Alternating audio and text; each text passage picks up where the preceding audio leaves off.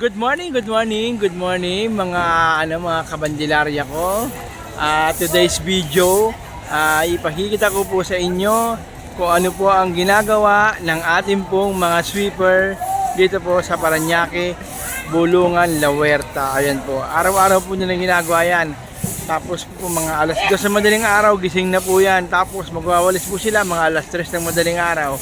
Pagkatapos po magwalis, medyo siguro mga alas 4, alas 5 nagkakape-kape sila, tapos babalik po sila ng mga 7 kasi magwawalis pa sila dito po sa mismong likuran ng Bulungan. Kung napapansin nyo po, ganitong oras nagwawalis pa po. Marami po kasing tinda rito, marami nakapwesto, kaya ngayon po sila nagsimula ng walis nila ngayong alas 7 ng umaga. Ayan po.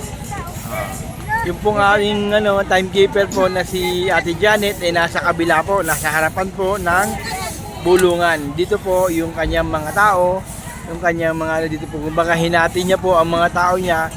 Yung iba po dito sa likod, yung iba nasa harap, kaya sila tulungan po sa pagwawalis dito po sa Bulungan ng harapan at likuran. Ayun po yung kabila, ayun po sa tulo po yung isa, ayun si Ate.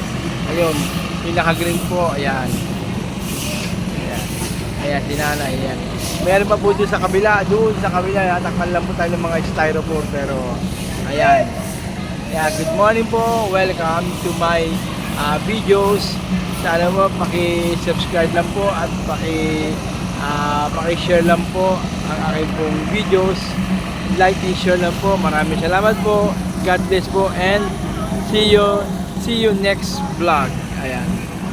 See you next video. Good morning po at